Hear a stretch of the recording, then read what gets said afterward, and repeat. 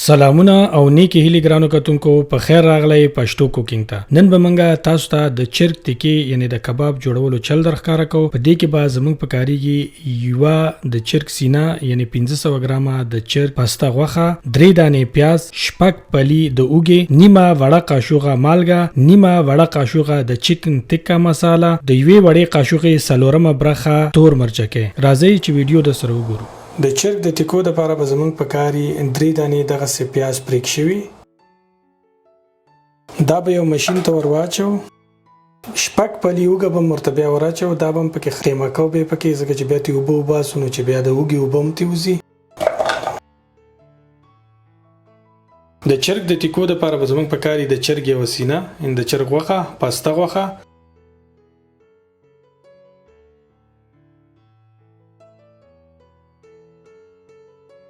ټکی مونږ دغومره سایز کې پرې کړلې، یعنی دغومره سایز دی او تاسو کولی شئ چې غټې یا وړې هم پرې کړئ.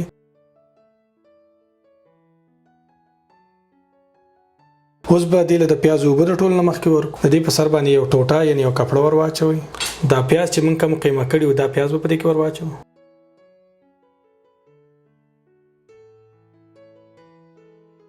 دغه اوس دغسې راټول کړئ او دغسې زور به ورکړئ. نو دا اوبه به ټولې وباسئ، ځکه چې زموږ صرف او صرف د دې د اوبه په کار دي. بس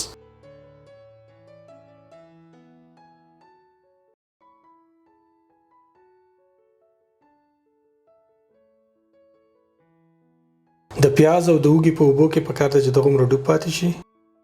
اوس به پکې نیمه وړه قاشوغه مالګه ور واچو یا د خپلې ذایقې مطابق.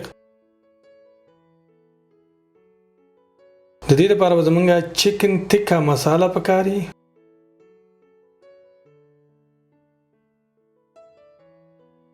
لږ غونته کې د تور مرچکي پوډر به هم په دې کې ور اچوو. اوس به دا ټول د یو بل سره ښه ګډوډ کو میکس به کړو.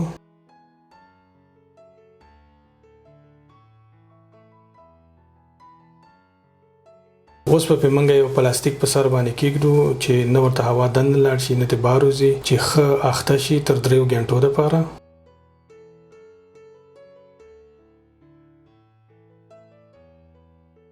موږ چرګ اخته کېدو ته ایښودی و، نو 3 ګنټې پس به اوس دا چرګ تاسو ته ښکاره کړو.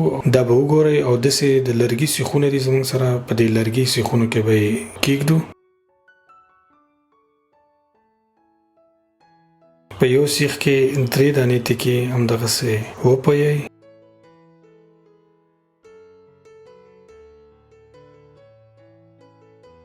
دغسې جوړیږي بیا. نو دغه دی اوس موږ ټکي په لرګي په سیخانو کې ورکړلې. 10 دانې سیخان ته جوړ شو، تقریبا 33 ټکي وي. دا تاسو کولی شئ چې په کور کې په طبخي باندې هم دغسې کېدی. زموږ دلته په کور کې د بجلۍ په ګریل باندې جوړو. تاسو کولی شئ چې د سکرو په ګریل باندې هم وکړئ. نو دغه دی اوس پرېږدو چې پخې شي. ګریل له به لږ غوړي ورکړو، ځکه چې د ټیکو له موږ د سره غوړي نه دي ورکړي چې بیا ورپسې وننښلي.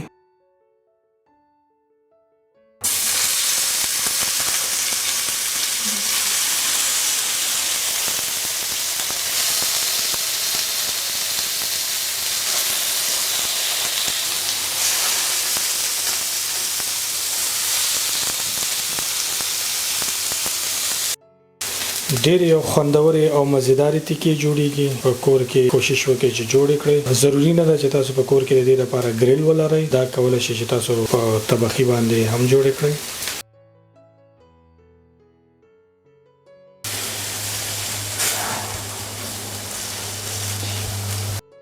په سکرو باندې او په ګریل باندې دا نور هم ډېر په اسانۍ سره او ډېر زر تیارېږي. خو ضروري خبره یې دا ده چې اخته کول یې څنګه کېږي. نو دا هم یوه طریقه ده د پیازو په اوبو کې ټکي اخته کول د چرګ. دا هم ډېر مزیدار راځي. ټرای وکړئ نو ډېر زیات به هم خوښې شي.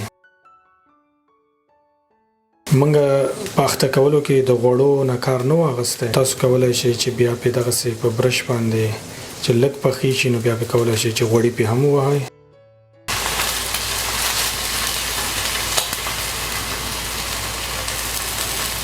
دا دی زموږ د چرګ ټکي اوس جوړې شولې. ډېر مزهدار او خوندورې راځي.